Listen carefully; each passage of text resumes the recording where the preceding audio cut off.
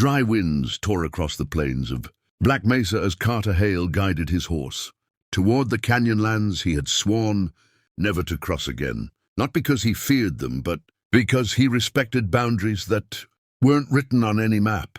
Yet something or someone had pushed those boundaries in the night. His entire western herd of 50 cattle had vanished, leaving behind a trail of hoofprints that cut straight toward Apache territory. Carter had lived long enough on the frontier to know thieves came in all shapes, but none were bold enough to raid the Hale ranch, not unless they had a message to send. He dismounted near a line of carved stones, the kind Apache scouts placed to mark sacred borders, and as he studied them, a deep shadow crawled across the sun-baked dirt. He turned slowly, hand on his revolver, and saw her, taller than any person he'd ever encountered, a towering Apache woman with braids that swung past her waist and a stance carved from pure authority. Her presence was not just physical, it pressed into the air like a storm rolling in. "You trespassed again, rancher," she said, voice steady and rich with command.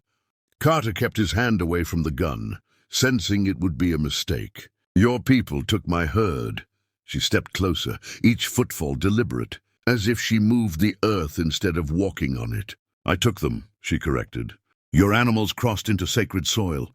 And you," she jabbed a finger at his chest, "will answer for it." Carter squared his shoulders.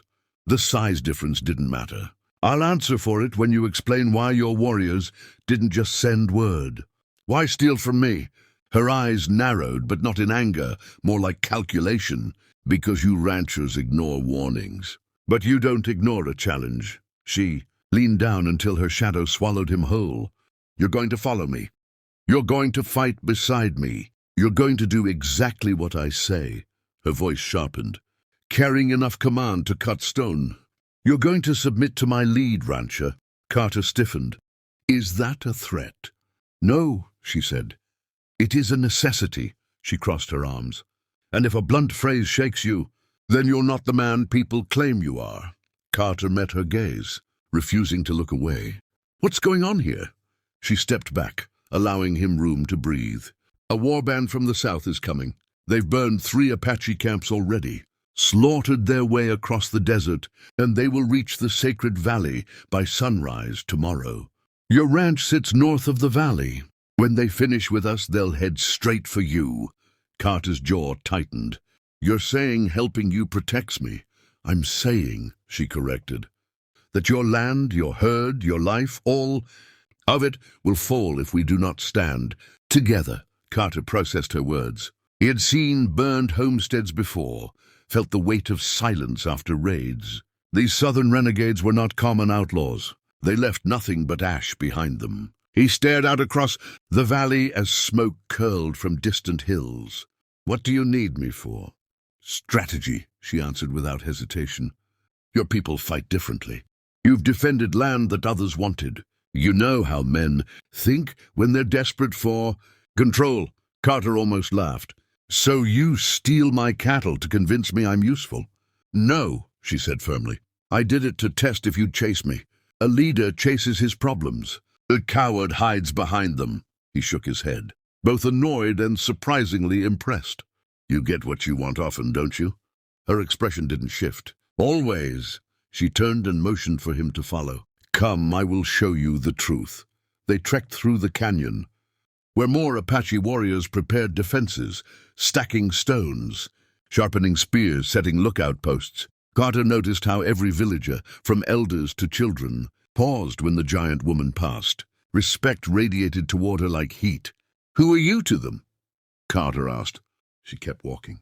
"I am Kelara, daughter of the Earthwind clan, protector of the sacred valley." Then she added, quieter but firm, "And now, your commander." Carter stopped short. "Commander?" She turned, towering over him, her gaze unblinking. "Yes, and you will follow my orders because your survival depends on it. When I said you would obey me, rancher, it was not an insult. It was a warning. If you challenge me in battle, you die.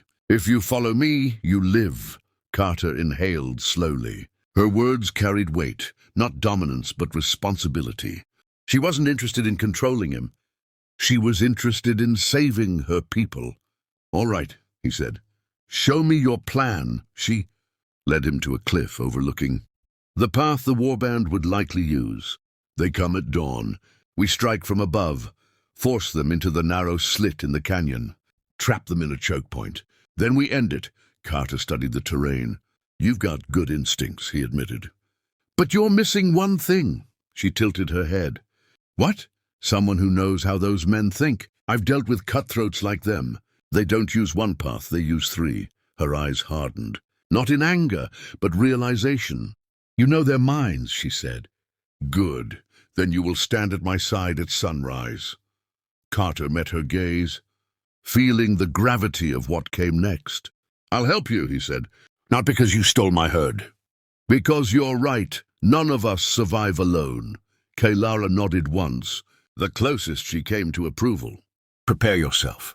Tomorrow decides everything. The night before the coming battle stretched long and heavy across the canyon, its silence broken only by the whispering of tired fires and the distant beat of war drums echoing. From the plains far to the south, the sound of enemies drawing closer with every passing hour. Carter Hale stood beside Kalara on the ridge, both of them looking out into the moonlit desert, where shadows of riders flickered like ghosts against the dunes. Carter's horse shifted nervously, sensing what dawn would bring, but Kalara stood absolutely still, her silhouette carved against the sky like a monument older than the rocks themselves. She finally turned to him, her expression unreadable. This ridge decides everything, she murmured. If they break through here, the valley falls. My people fall, and afterward, it will be your ranch, Carter nodded. Then we won't let them through. She looked at him, really. Looked at him, as though weighing whether she had chosen the right ally. At sunrise, she said, you follow my signal. The moment I raise my spear, you fire the first shot. The sound will echo through the canyon walls and trigger the rock slide. That will trap half of them. The rest we will fight hand to hand. Carter exhaled slowly. That's a dangerous gamble. Kalara's eyes hardened. All battles are gambles. This one is simply necessary. Before he could respond, a messenger raced up the slope, panting. Kalara! They've changed formation. They're splitting into two groups. Carter cursed under his breath. I knew it. They always divide to test the weakness. Then our battle will be harder, Kalara said. But not impossible. Her voice rose, echoing across the ridge, as she shouted commands to the Apache. Warriors gathering behind her. Spears rattled, arrows were fitted to bowstrings, and makeshift shields were raised. Carter moved among the warriors, giving quick advice, adjusting positions, making sure the firing lines were clean.